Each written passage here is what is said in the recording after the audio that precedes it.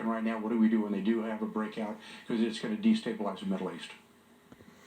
All right, I want to go around the globe with you. What do you make of this agreement, this no limits agreement between Russia and China?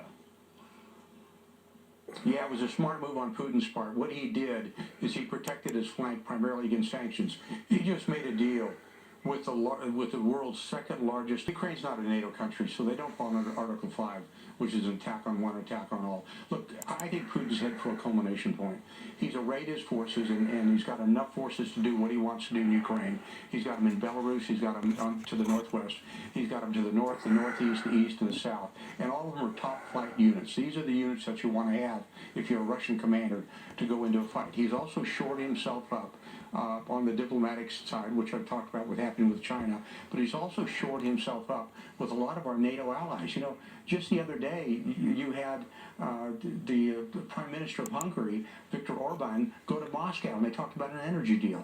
This week, you're going to have President Macron of France go to Kiev and also into Moscow to talk about it. So they're kind of fragmenting the alliance. And the other thing that he has done, and which is pretty interesting to me, is he's now on this public television that he's got, the radios, Russia Radio and Russia TV. They're now talking about Ukraine and how the danger is imminent, and they're going to do something. So he's kind of set himself up to do what he wants to do. I'm hoping there's still an ability to have some type of diplomatic way out of it. But if you want to know the truth, Trey, I don't see how he's going to do it. I don't see how he backs down. His biggest issue was he did not want Ukraine to be part of NATO. And we could have handled that a year or 2 years ago, and we should have been able to do it. You know, the other issue that bothers me is that President Biden has not been involved that much. President Trump would pick up the phone and call anybody at any time. He had a raking phone calls with Putin, and he would always try to tamp things down. He would always try to say, let's walk our way through this, diplomatic, talk our way through it. That isn't being done. You know, you've got Macron talking to Tony Blinken today. Macron should be talking to President Biden, and he's not doing that. So I think we've got a real problem diplomatically, and I think he's set to go. And if I was a betting guy, I'd say, in all probability, he's going to go in the near term. General, thank you for your service to our country, and thank you for loaning us your expertise and perspective tonight. Hey, Sean Hannity here. Hey, click here to subscribe.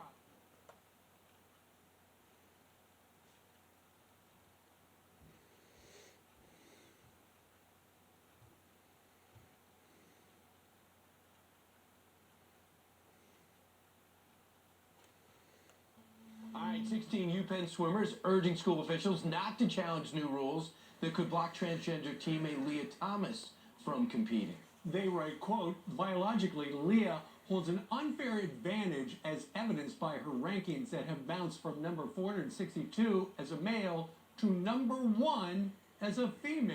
Well, to fight for fairness, our next guest signed a law banning trans athletes from female sports teams. South Dakota's Governor Kristi Noem joins us now. Good morning to you. Good morning. Good Thanks morning. for inviting me. You're welcome. Thanks for coming on. So why was this a priority for you? Well, we wanted girls in South Dakota to have a level playing field. They needed fairness in sporting events. And so the bill I signed on Thursday will be the strongest bill in the nation, the first one that's been passed this year, but it will make sure that girls at the K-12 level and at the college level compete only against girls. So what happens with trans athletes? Well, if a trans athlete does make a sporting team and keeps a biological female from making the team, that biological female that missed out on the opportunity will get the chance to pursue litigation to play. And it's a good bill in the fact that it allows them an opportunity to have that chance to compete, and it will give them an opportunity to play at the high school level, at the college level, maybe win scholarships, go on and play professional sports, and have that level playing field that isn't happening in so many other states. So do you have trans athletes that are about to do this, or is you just trying to get ahead of what's happening?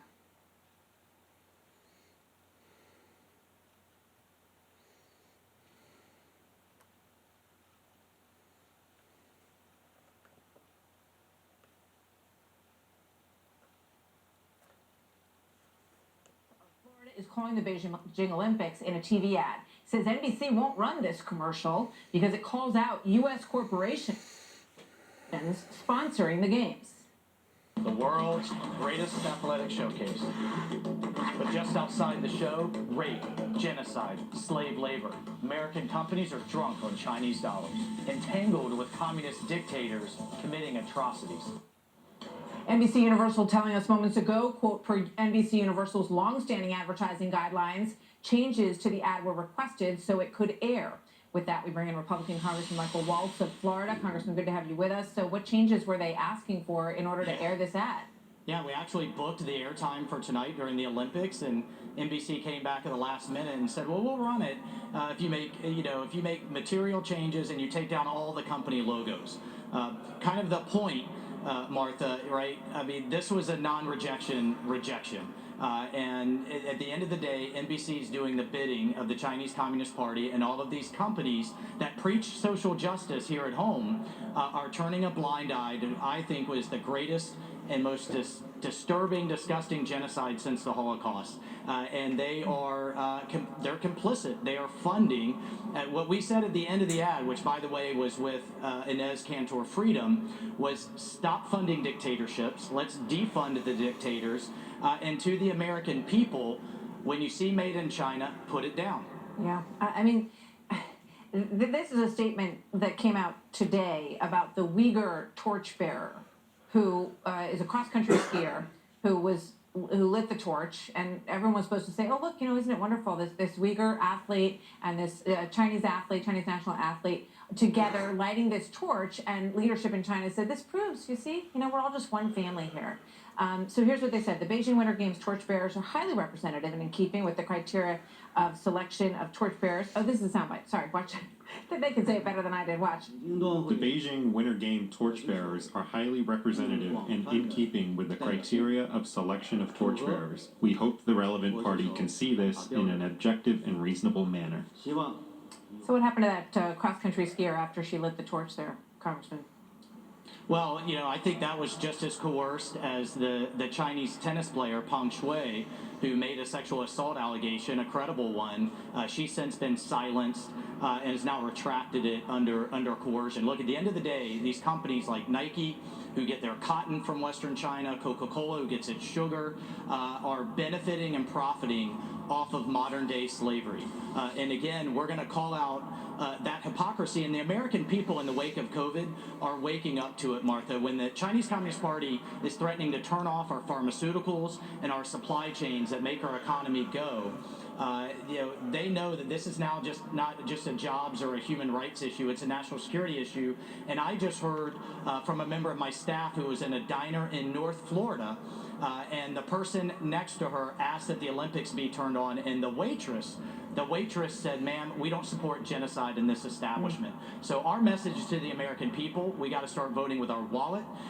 And when we have a Chinese dictatorship that talks about replacing the American dream with the China dream, that's not a world I want our kids or grandkids growing up in. And it starts now. We've got to make a stand. No, it started 100 years ago There's a or lot of more. people that are tuning these games out because they're feeling, as they watch all of this unfold, You guys are a little what late. you've been talking about for months and months, that it never should have happened. That this Everyone's shouldn't be acting like this happening is the in beginning of environment the that, fall. It's the end of the fall. where, you know, 1 million Uyghurs are in concentration camps. I don't know what else you call it when people's heads get shaved and they get taken off in, you know, trucks and vehicles and trains. No, that's absolutely right. And look, you know, the IOC tries to play this game. We don't play politics. It's all just about the sports. Yet they banned the Olympics in South Africa over apartheid. They banned the South African Olympic athletes from even participating for 30 years. Yet they turn a blind eye when it comes to China. And the only difference that I can point to is the amount of money involved. Look, the American people see through the hypocrisy, whether it's these companies or the IOC, and that's why NBC's ratings are in the tank. They've only had about half the viewership that they had before. And again, but you know, we need a real wake-up call across the country. That's what this ad was designed to do. And NBC's censorship and attempt to do the bidding of the Chinese Communist Party, I think, has only put a bigger spotlight on it. Well, you've done a great job at bringing attention to the human rights atrocities that are happening in China. And we're going to talk about this every single day during the Olympics because you're not going to see it on other networks like NBC. It's a very important issue, and I encourage everybody to go to the internet, pull up your ad, look at the whole thing. We only played a clip of it here, but it's an important message. Michael Waltz from Florida, thank you very much.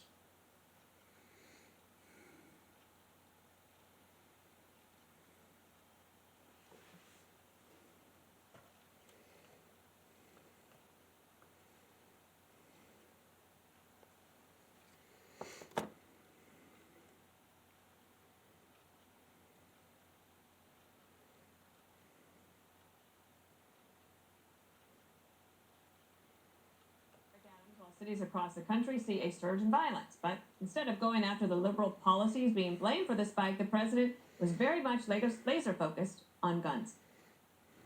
We want to crack down on the flow of firearms used to commit violence. That includes taking on and shutting down rogue gun dealers. It's about doing background checks. This doesn't violate anybody's Second Amendment right. There's no violation of a Second Amendment right. We talk like there's no amendment that's absolute. When the amendment was passed, it didn't say anybody can own a gun and any kind of gun and any kind of weapon. You couldn't buy a cannon.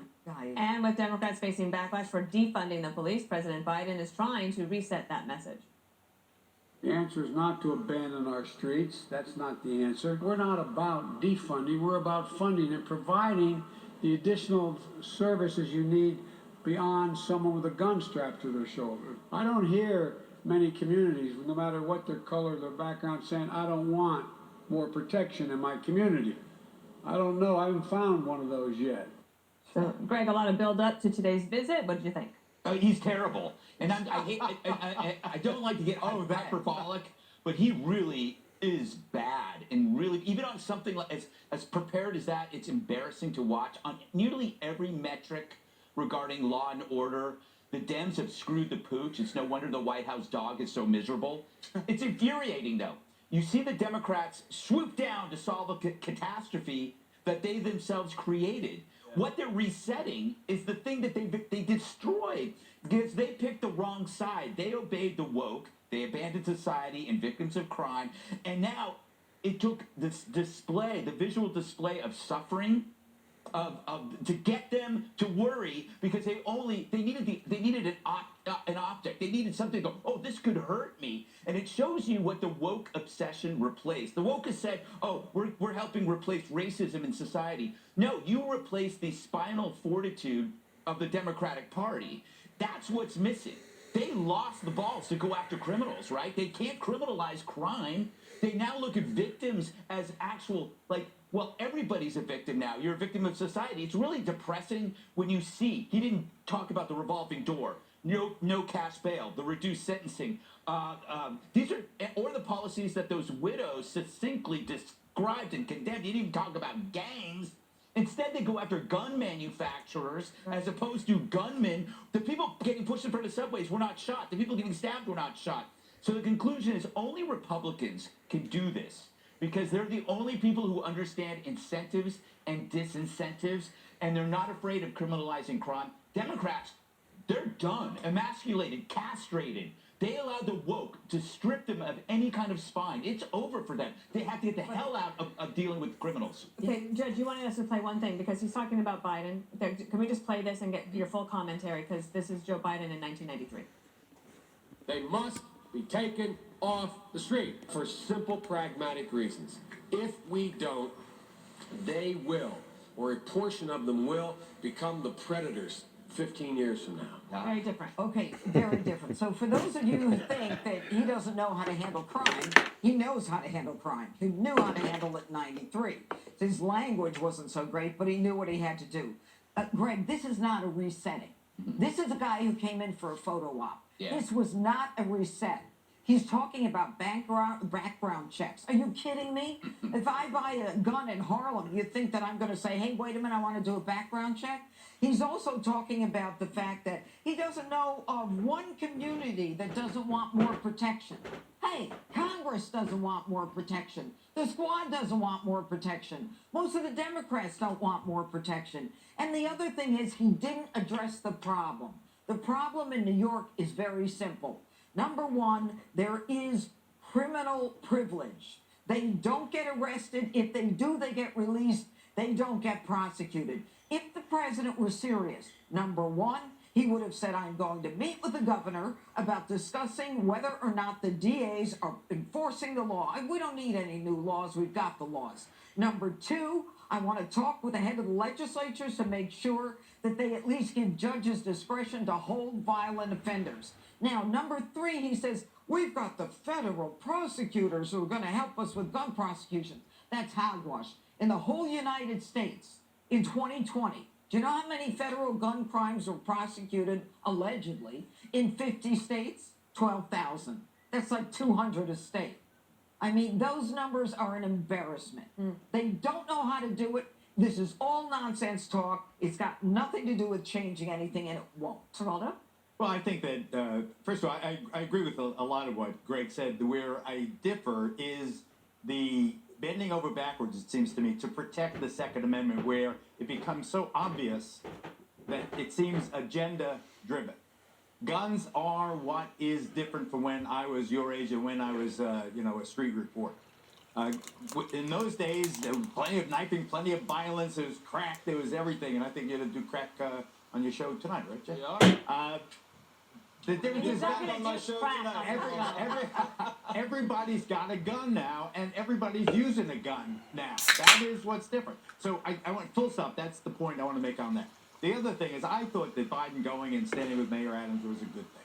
I mean, I appreciated that he came. The city feels very troubled for someone born and raised here and who adores the city. I feel that there's a real vibe, a scared vibe, and I don't like. And I appreciate that the president came and spoke to the mayor, and I really believe that this mayor is the guy. I think that this guy he understands that Mora and Rivera and their passing was a very monumental and epic event. The fact that there was 2 Hispanic cops and Sumit Sulam, the 27-year-old, I'm not sure what his background is. I mean, it's a different police force. It's reflecting the ethnic makeup of the city. We get it now. I want to bring back stop and frisk. I want to talk to Bill Bratton and the old guys, Ray Kelly. How can we make this better, make people feel better about it? But I do believe that guns are what is different. Well, there were more shootings and homicides in the 80s during the crack epidemic than there are now. Yet there's more gun ownership now, so I'm not sure that makes any sense, Geraldo. Joe Biden said he was a friend of law enforcement his whole career, right? We're supposed to believe that. He walks into this meeting today, room packed full of law enforcement. No one barely even clapped. Yeah. They clapped louder for Barack Obama. I mean, could you imagine if Trump walked into a room like that? This place would be on their feet. They know he's not their friend. So he gets up there, doesn't say a damn thing about the DA, doesn't say anything about the dumb bail laws. It would be like some football team, Greg, I know it's a football analogy, try to follow along, losing 28-3. The head coach goes into the locker room after the game and just starts chewing out the offense and saying, you guys only scored 3 points. You guys got to put in the end zone. Meanwhile, defense gave up 4 touchdowns. This is a team effort. You can't have the police doing one thing and the DA's not doing the other thing. It's all got to work together, and he doesn't understand that. Right now, he was a typical politician. He comes in and he takes the easy way out, right? He didn't want to talk about the left. That's because one president comes in and militarizes the police under false flag reasoning. We're being terrorized by terrorists, whether in country or out, whether domestic terrorists or not. They can make up whatever bullshit stories they want. CIA got somebody in every position, so they can play the victim, they can play the assaulter, they can play whatever position they want on the world stage. This is every country. It's not just our country. Every country does this. And they all work together, Republicans and Democrats, working to be sure that, in our country anyways, that freedom is just a word. It's only a word. It's not something in based on any reality. And it's been that way all along since the beginning. And we knew for at least a good 60 to 100 years now, we knew that this time right now was going to be coming. And everyone wanted to turn their head from it, the same way that everyone's turning their head from what I'm showing you here. You've all been programmed. We have all been programmed, myself included. It's amazing listening to the news like this. It's all was predicted, and they're acting like, I mean, it's almost like I could have turned on the TV 30, 40 years ago. I would have heard the same shit. 60 years ago, I would have heard the same shit. Political control of a state that Joe Biden All won by lies. 10 points, little more than a year ago. I come to this moment and to this office knowing that we must bind the wounds of division, restore trust, find common cause for the common good, and strengthen the spirit of Virginia. Virginia Governor Glenn Youngkin joins us now exclusively from Richmond in his first television interview since taking office. Governor, welcome to Fox News Sunday. Heard it already. CNN closing down. Everybody's upset about everything. All going just as planned.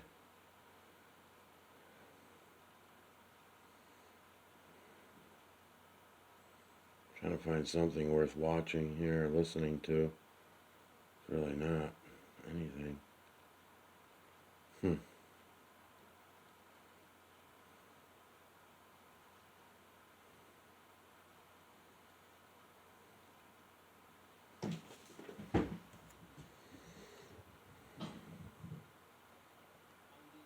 It was a great time for many across the country, including me, who at 12 years old had peaked athletically.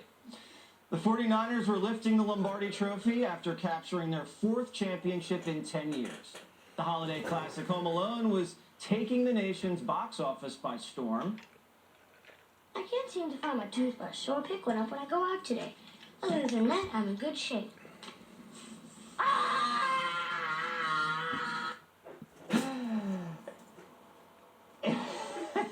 The musical stylings of Vanilla Ice were burning up dance floors across the country. But one place that wasn't thriving was New York City. Gotham had turned into a hellacious nest of criminal activity, the city racking up an average of 6 murders a day. The Big Apple was a killing field. The crack epidemic, like my aforementioned athletic accomplishments, had hit its peak. Geraldo Rivera covered the carnage across the country in great detail. Armed with crowbars, sledgehammers, shotguns, and automatic weapons in cities and suburbs on the West Coast, East Coast, down south, and in the heartland. Their job is to rip and tear and pulverize their way into the nation's shooting galleries and crack houses.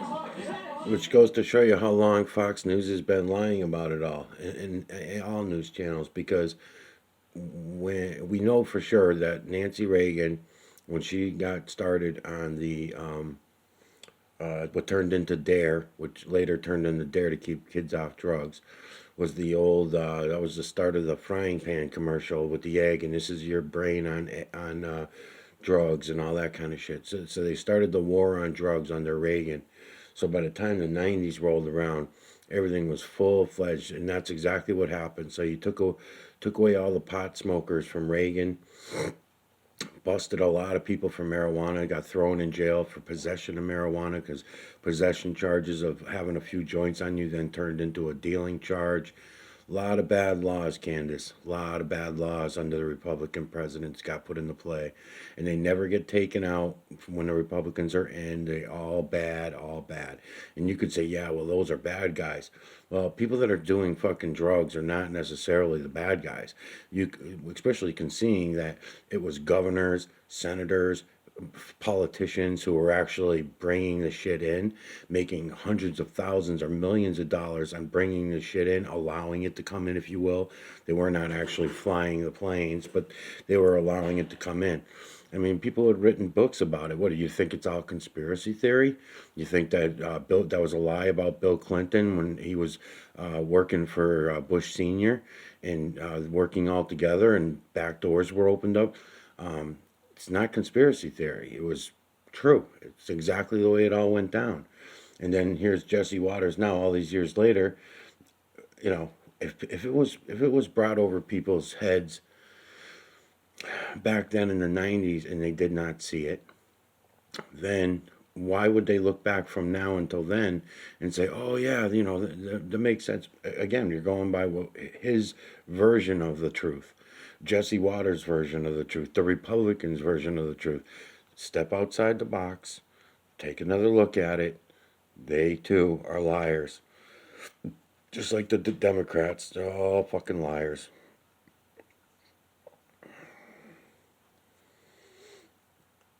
Had hit its peak.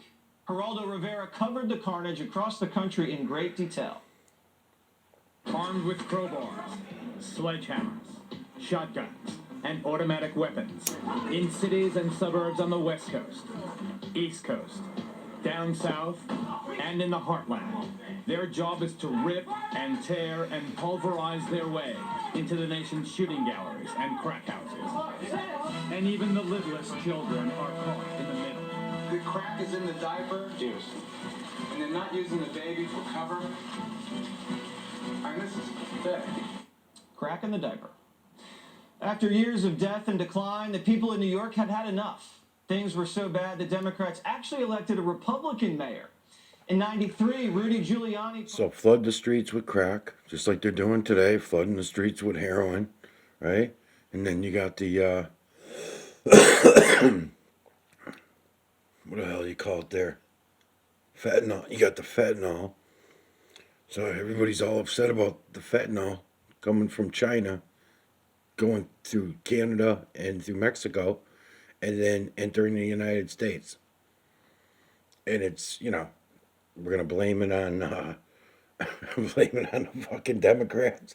It's the Republicans, Democrats, it's all politicians, it's all colors. It's the 7.8 billion, and in our case, the 380 million in the United States, because we all turn a blind eye to it all.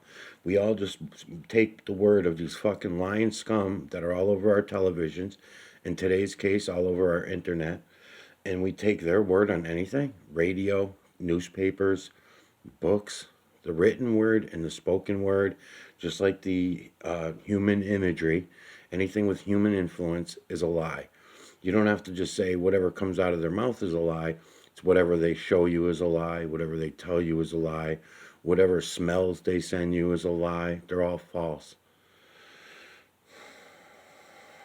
Speaking of which, President Joe Biden came to town today. This is a man who knows so little about law enforcement, he told police to shoot people in the leg. Instead of standing there and teaching a cop who's an unarmed person coming at him with a knife or something, shoot him in the leg instead of in the heart. That's not exactly what we should be doing, Mr. President. Doyle! I okay! My leg! Somebody stop my leg! Biden didn't utter a single word today about dangerous Democrat DAs or dumb bail laws. He just promised to shovel cash down the city government's throat to prove he doesn't want to defund the police. We need more money for more money. I'm also calling for increased funding. The funding, we're about funding $300 million. $500 million of... Also, Biden said the Constitution doesn't let you own a cannon. This doesn't violate anybody's Second Amendment right. There's no violation of a Second Amendment right. We talk like there's no amendment that's absolute.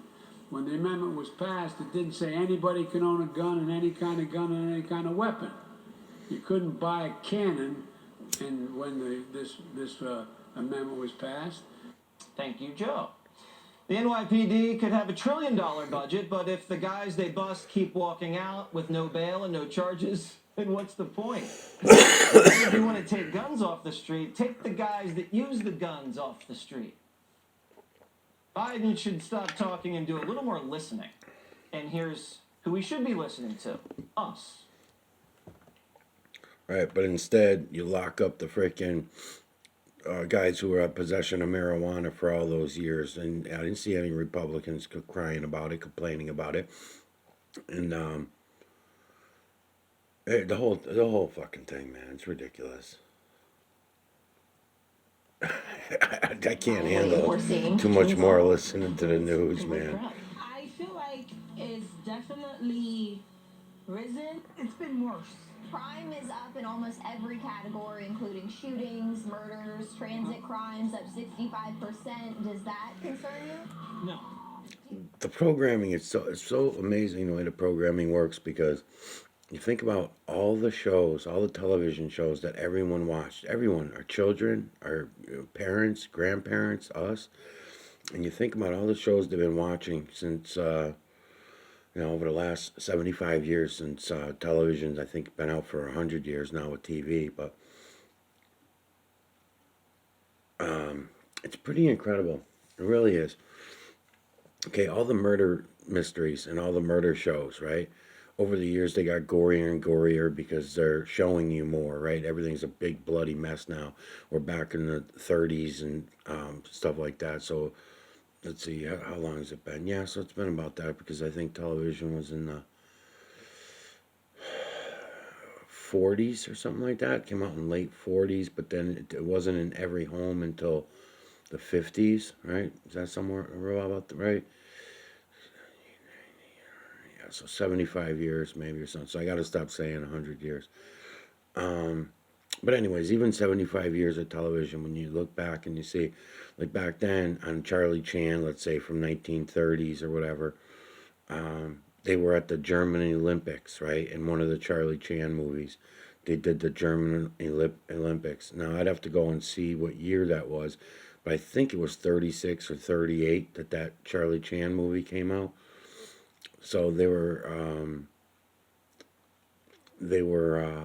doing that, and what a coincidence, because now here we are in China with their Olympics, and we just sent all our people over there, and it's kind of the same idea. So they were already planning everything, already programming everything into everyone's mind all the way back in the 1930s, even if it was early 40s, because who knows, maybe the Charlie Chan movie was 42, 43. I don't know, I'm sick of researching shit. So, you know, if you're interested, go fucking look it up yourself. But it's pretty cool that the programming, when you watch it all along in the television shows, and then even for people who were more faint at heart, you had all these different degrees of death and murder, right? Every show becomes a medical show.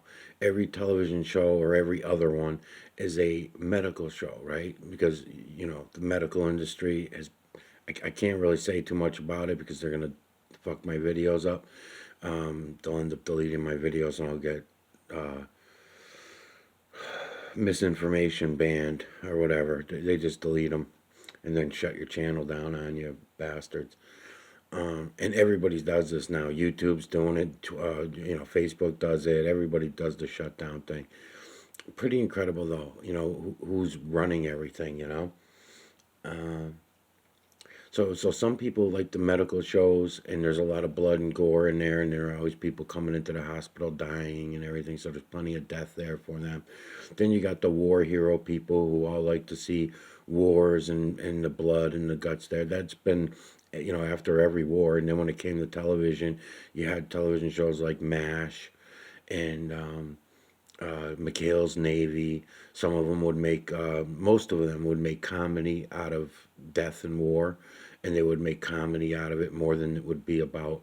That's why they put a laugh track behind a lot of it, you know, and that kind of thing, to remind, program everyone, to remind everyone this is funny, to see all these innocent people being murdered, slaughtered, dying all over the place for absolutely no reason. No real reason anyway. You have to give them a fake reason in order to bypass their mirror neuron to go and do these kind of things. And then you had all the police shows going back all the way to Barney Miller, let's say, and then go back before Barney Miller. You go back to Barney Miller, I'm saying, because it was New York. It was based, the television show was based in New York. But the same thing all the way up to today was Hill Street Blues and Law and Order and all. I mean, there's so many of them, you know, between the detectives and everybody, and they're all solving these different murder crimes. Most of them are murder crimes. They're not going to make a television show about something so boring as busting a group of black kids who were down at the park smoking a couple joints, and then they get busted, and because they got like 6 or 7 joints on them, they're going to call that dealing now, because after Reagan, his wife came in, after Nancy Reagan started her war on drugs, those are some of the laws that changed. So, of course, they're not going to give you the reality of it. They're going to tell you, they're not going to, you know, it's too boring of a show. That's not what we're not programming those programs. They're doing it. They were actually locking people up for a long time under the idea that that's considered dealing marijuana because you had joints now, let alone the way. And they're doing the same shit now. Even in the legalization of marijuana, they're totally got the whole fucking thing all jacked up. They told you throughout the 20s and 30s and 40s that smoking cigarettes was fine and you could smoke cigarettes and it was no big deal as long as the cigarette companies paid the government their commissions and all that shit. Well, when they decided to make a war on smokers against non-smokers because they wanted to divide everyone, then that was easy enough to do. You know, it was very simple. You start putting out the programming every year that so many people are dying every year of lung cancer. Even though 30 years after you put the ban on cigarettes, more people are still, okay, let me rephrase that. Or let me try to not wrongly phrase it. Okay, less people today are dying of lung cancer. That's a fact. That's true. But it has nothing to do with there being less smokers because people who are getting lung cancer are way up. They're way up. So we've had 30 years now where we now today have more than half the population that used to smoke now does not smoke, right? They don't smoke cigarettes. It's way more than half. I did when I wrote the book all them years ago, it was like, oh shit. Christ, it's probably been more than 30 years now too. I'm getting fucking old. So when did they put that ban on? The ban came in the late 80s, early 90s? Yeah, pretty much. So they started programming everyone to start not liking cigarettes now. After 60 years of telling them that it was okay, fine, and all that. Well, the reason was because they were going to get their money no matter what. As a matter of fact, it's more profitable now because you have, for every pack of cigarettes, $10 a pack, 3/4 of that goes to the government, goes for taxes, right? So they tax the shit out of it. But yet every time a regular American wants to go and buy a pack of cigarettes, they're mad at the guy at the store and the cigarette manufacturer claiming that, you know, how the hell are they getting $10 a pack for these cigarettes when, you know, just 30, 40 years ago, you can get them for 75 cents a pack at certain places. So how the fuck could we do this to ourselves, you know? Programming. It's all programming. They program us up, they program us down, they program to divide, and that's the way they do it. And for Jesse Waters is talking about the crack epidemic and shit like that was nothing compared to the heroin epidemic. And when you look at who is allowing it in, like right now, we know that Biden has the borders wide open. There's no restrictions right now. They can bring over whatever fucking heroin they want. They can bring it over in already mixed. They can bring it over and mix it here with the fentanyl when they get it here. You know, they can do whatever the fuck they want. So Biden's not going to get blamed. The Democratic Party and the Republican Party, they're not going to get blamed. The Republican Party is playing the whole thing off on the Democratic parties, but they're all in on it. They're all a part of it. So. And people write books about it. People will come out with books about it. People do get ratted out and told on and stuff, but it doesn't seem to matter. And it goes in one ear and out the other, and maybe gets mentioned. So they say, oh, we mentioned it. So if no one's paying attention, then who cares, you know?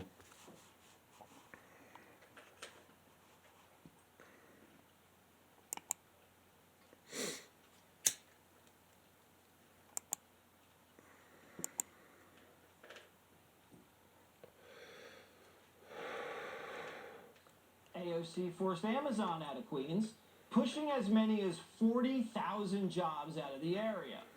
Jobs that were sorely needed at that district. Wages are down and crime is up. I would love to talk about everything, but the thing is, it's so bad that everything you listen to, I'd have to do hours and hours of, first of all, saying where the lie was, explaining where the problem is, and then on top of that, if I was to go and look at my post, if I was, because I'm not looking at my posts anymore, you know, so don't even bother writing on my boards because I don't want to be bothered. I can't take that much negativity. It has not everything that people were writing to me has nothing to do with what I'm showing them. It's like everybody misses the point. I just think that that's on purpose. I think it's intentionally trying to distract me from what I'm trying to show people. Because what I'm trying to show people is way more important than any of the shit I'm talking about on the news. I'm just pointing out that they're all fucking lies. And you can see that they were all lies as we were going along. You know, what's he talking about this time? Let's see.